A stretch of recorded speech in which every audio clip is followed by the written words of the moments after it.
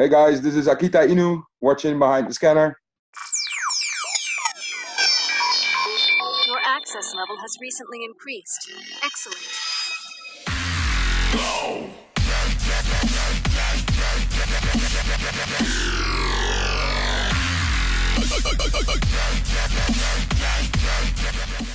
Incoming message. All right, well, so let's start with the first question. Your agent name, what the hell is the meaning of it? Why? What is it? How do you pronounce it again? It's AKITAINU. It's Japanese. Like I got introduced in the game by my good friend Kage, and he had a Japanese name. And basically, AKITAINU was the only Japanese that I knew. It's a dog race. It's a great Japanese dog. Yes. Very loyal. It can tend to be sometimes aggressive. Yes, Akita. Okay. That makes sense. So are you saying that you are a dog, or are you saying that you could be aggressive? I'm very loyal. Let's start there. Okay, all right. We'll go with that. But when cornered, I could turn into an aggressor. No. It's just like I had an Akita even when I was a kid. It was Japanese. Yeah, something just triggered me into using it. Gotcha.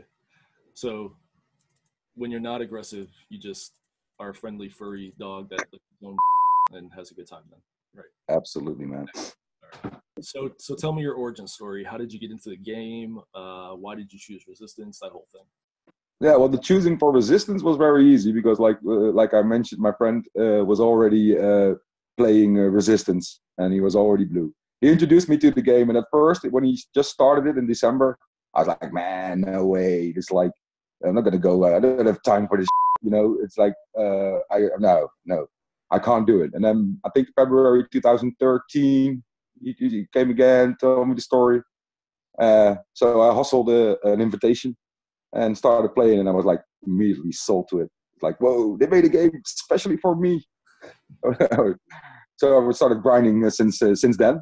When I was on my little European tour as a global community manager, I stopped in your neck of the woods, and I gotta say you were a very gracious host, so thank you for that. But is that something that happens regularly? Do you take visitors out? Do people ping you and say, hey, what's going on locally?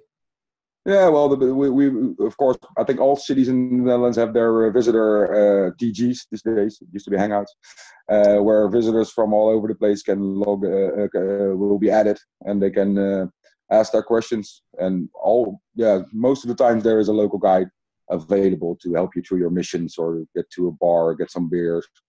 So yes, this is like pretty common, right? For you, we made a nice day, of course. Yeah, it was good. Yeah, it was fun, but yeah. So like I think for all cities, there's groups where we invite visitors to join and meet up at our farms and at our banners. Do you guys get together pretty regularly with just the locals, not the visitors, but Yes. do you do, like beer grests and all that sort of stuff? Yeah, absolutely. Well, I mean, I assume so, but Yeah, we have a bar. Like I think all local communities have their own hangouts where they come, right? So we have Musicon, where 30th of October there will be the NL lead van for Europe, and we meet up. I think it's every Tuesday that they just meet up with people there, cracker, farm, beer, socialize, and of course plan all these ops that are in everybody's minds. So let me ask this question, because you just said something that triggered a thought in my mind. With the advent of frackers and glyph hacking, do you find yourselves not going out as much and doing the big farming, but sort of doing, meeting up at a bar and socializing and then just glyph hacking and fracking the portals that are right there? Or do you still... An honest answer is, for me, it's not a game breaker, but it changes things. We used to come together in big groups, build big farms because you needed the portal quantity to get your loadout. With frackers and the glyphing, you see like hacks with 20 XMPs. 20. That's dude. That's like I used to. For 20 XMPs, I had to walk past 20 portals, right, with a group. And we were like, we used to hang around. We had a farm place nearby where we had like 30, 40 portals, and we could walk around 5 minutes so that you could do a perfect burn. So yeah. The game has changed really, because you can just like put some people in a bar instead of getting out there exploring places or meeting up outside. So yeah, I do feel a good question, Andy. Do you think that's a good thing or a bad thing though? Because on one hand, your people are coming together, they feel more comfortable in like a social setting, but on the other hand, it's you're not having sort of those adventures on foot, I guess. No, it takes out the go out and play factor, right? So there's the beer grass factor, which is also great because it's also very good for your community, meeting up in a bar, sharing wild stories and wild plans. But it's easier to bust, to be honest. Like, so if I see an enlightened party going on, for me, it's like you can just go out there by one, get that one portal down, and make sure and deny them their farm. But yes, I think I don't see it for good. No, for me, it's something that like I'm from the old days. Maybe that's it, right? We used to have to come together with like 8 or 10 or 12 people to make sure we can get that farm up and keep it up if we would get busted by our opponents. So for me, no, I don't see it as a positive thing. But I can imagine that there's a lot of people, especially if you're in lower density portal areas, where there's still a possibility to farm and get your equipment without it taking hours before you hit that 20, 30 portals to burn.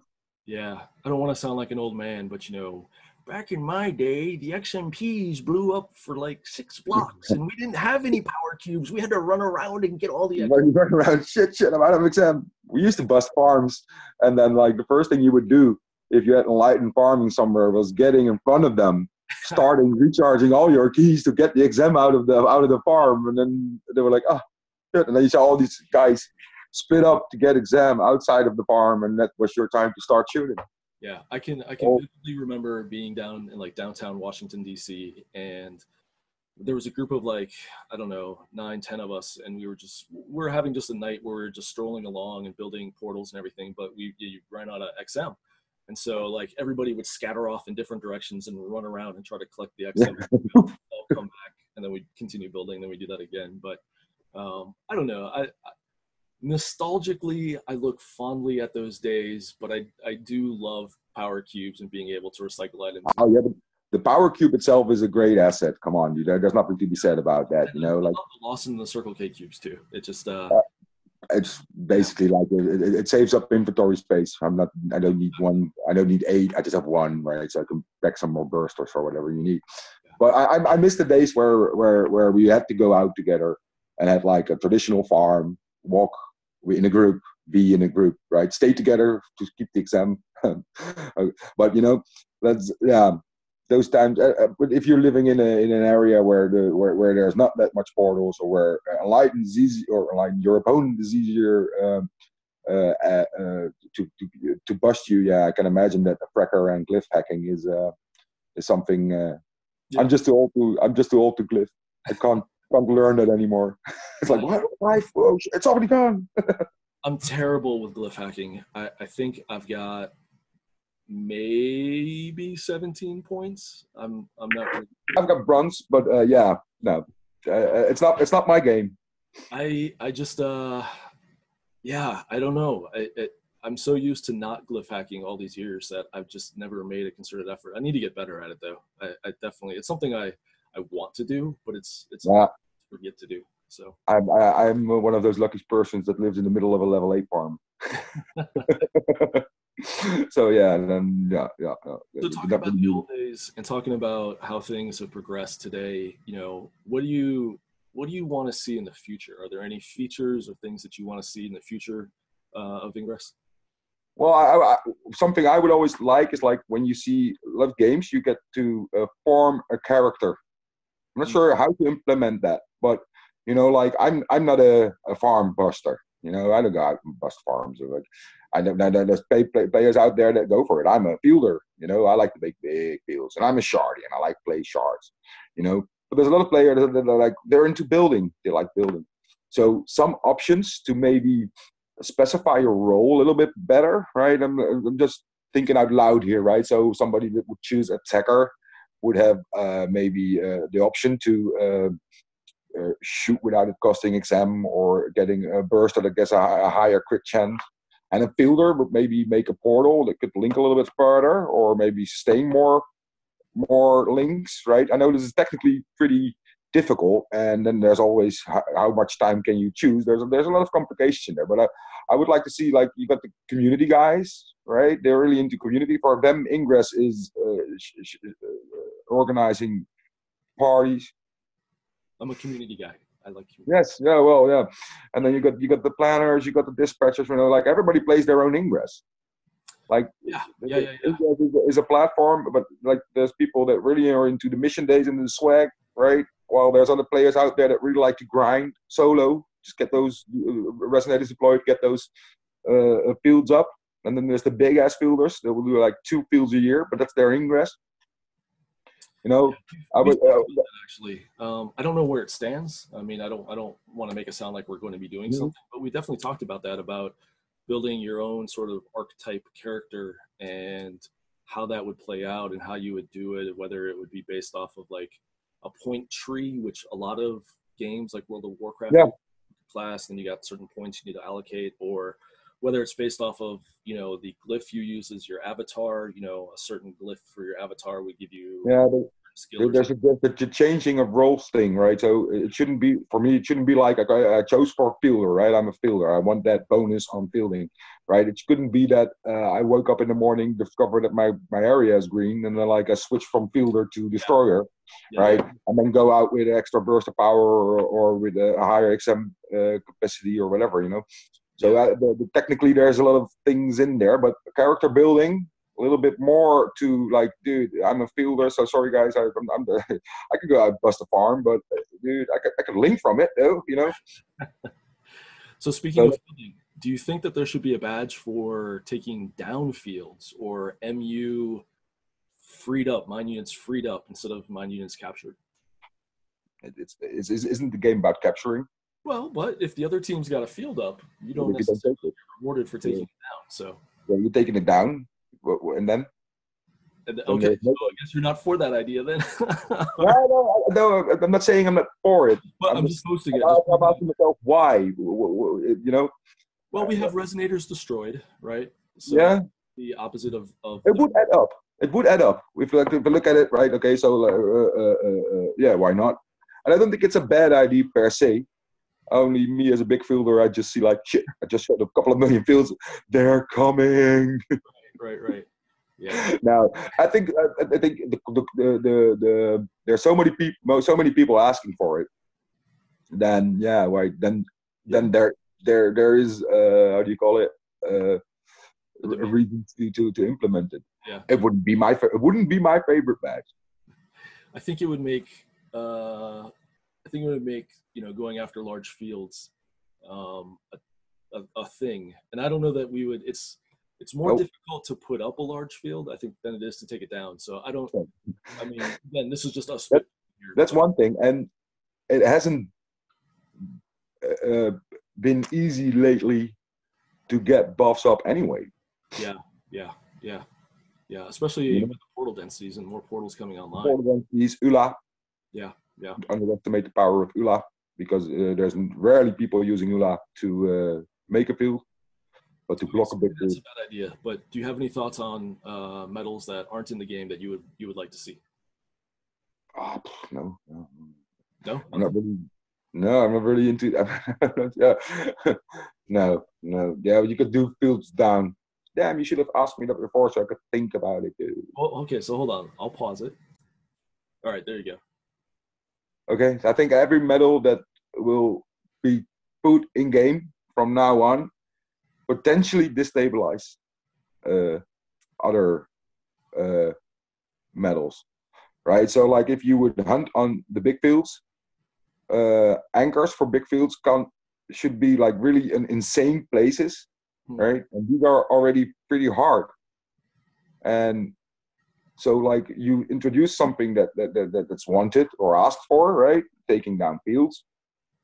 But if you're unlucky, it will result in less big ass fields, because people that are on those anchors will feel that they're hunted, and they'll be like, maybe not do the big field, because you know you're going to be hunted.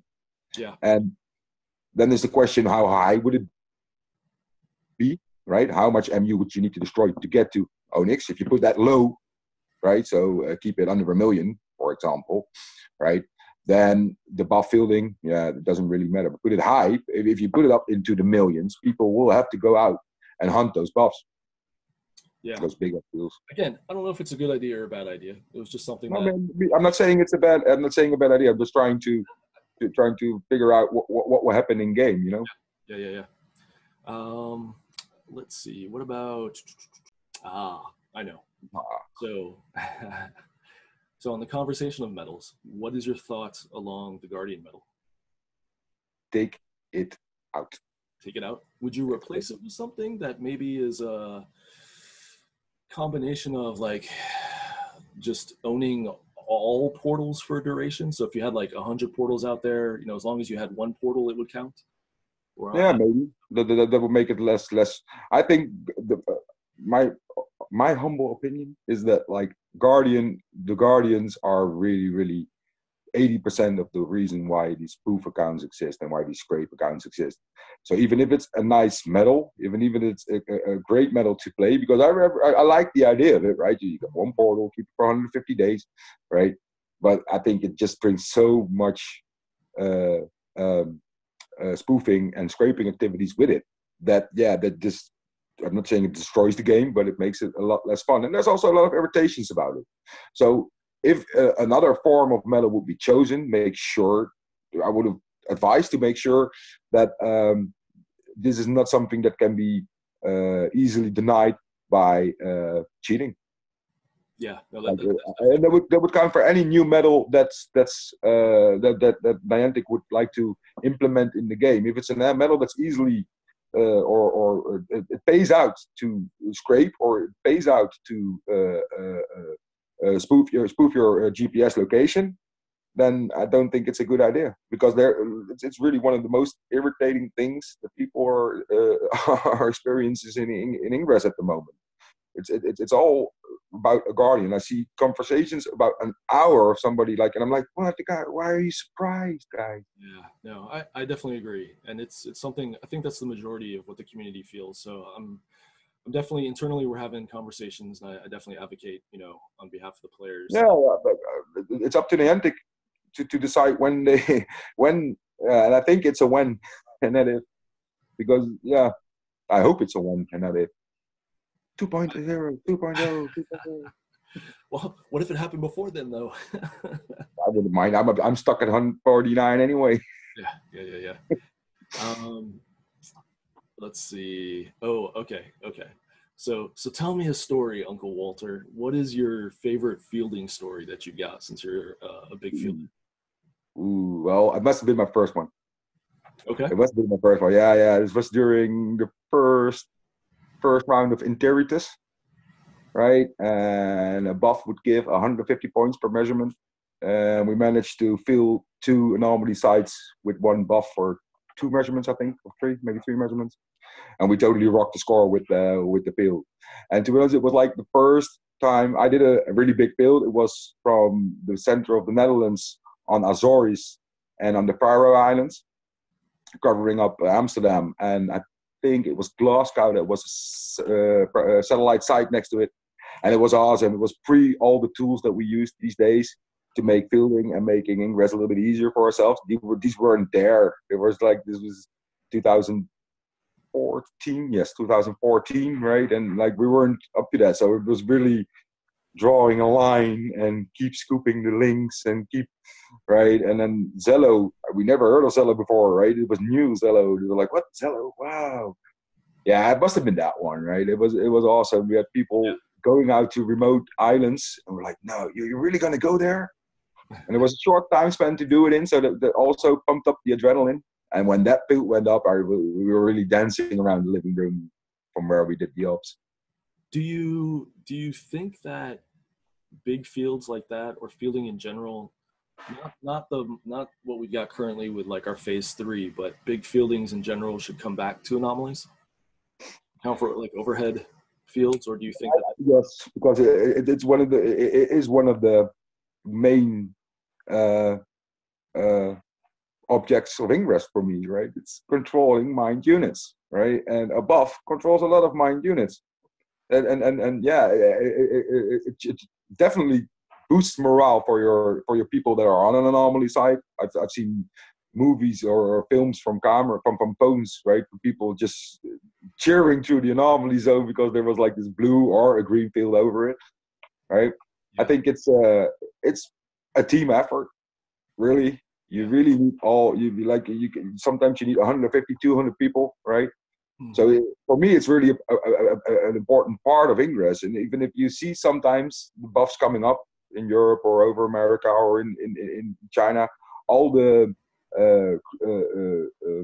all the people are very happy about it. Everybody's resharing those posts. Everybody that knew something about it will let it know immediately. I knew it was coming. I knew, it's just a nice feel that stays up for a while, boosts the whole game for me, right? Of course, there's difficulties with inside the playing box, but I think we've shown a couple of times already that it is possible to use overhead fields without disturbing the gameplay inside the play zone. I feel that for London, Abaddon flash shards, we did tactical fields, and it was purely flash shards. So I understand that a tech field over that, you can't just leave that up for an hour, because people won't be able to play. But we were able to execute it in a way that we could use it tactically on the ground without it interfering the game experience for people that were really inside London. So there is ways. It's just becoming harder, especially with the people at Neops aiming to take it down, which is perfectly, but it's getting harder with the current rule set. Yeah. When the first rules for Q3 came out, right, there was some like the fielding frenzy would be about MU and not about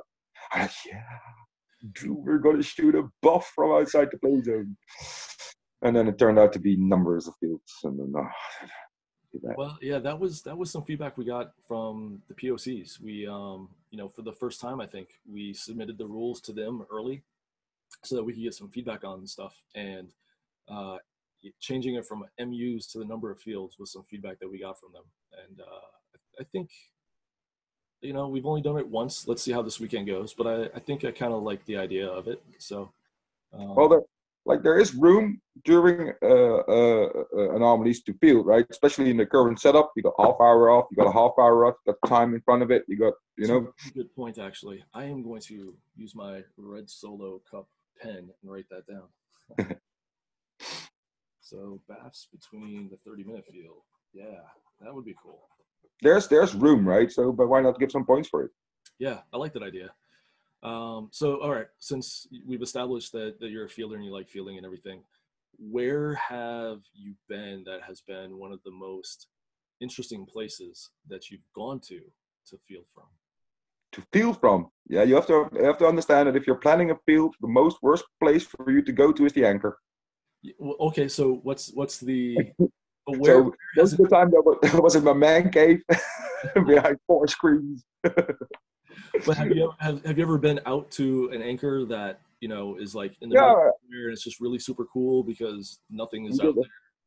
We did a field in I think January this year where I had to go out to some park outside far away because enlightens is everywhere, and right. So, but I to be honest, I haven't been the one that had the pleasure to go to the nice islands and to the mountain tops and the things, because like I've got to just say, like, if you plan a field, you better be behind your computer, man.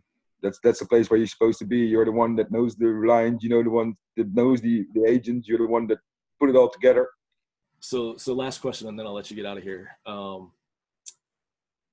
I guess I'd love to know what motivates you to continue to be an agent and keep playing. What motivates me? Well, sometimes it's hard, but because especially if you're playing a long time, right? It's just like getting new ventures, right? When I started, it was building farms, and then the shards came in which we did a lot during Magnus 13, the original Magnus 13 series, and then the field came over Amsterdam, and then more shards.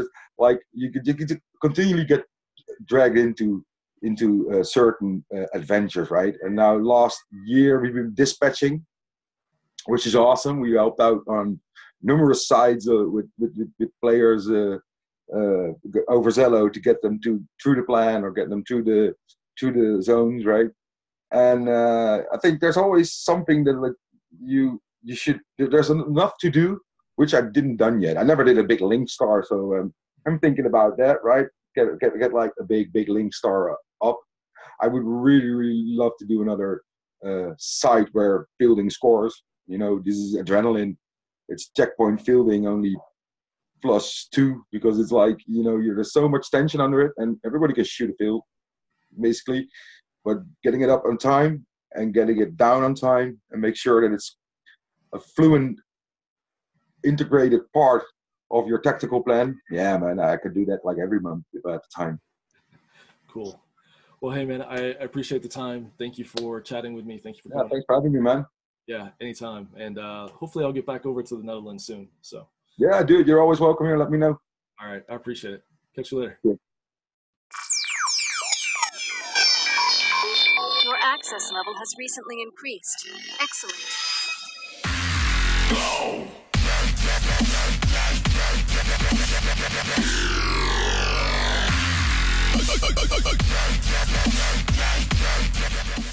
Incoming message. I don't want to be on there like, oh.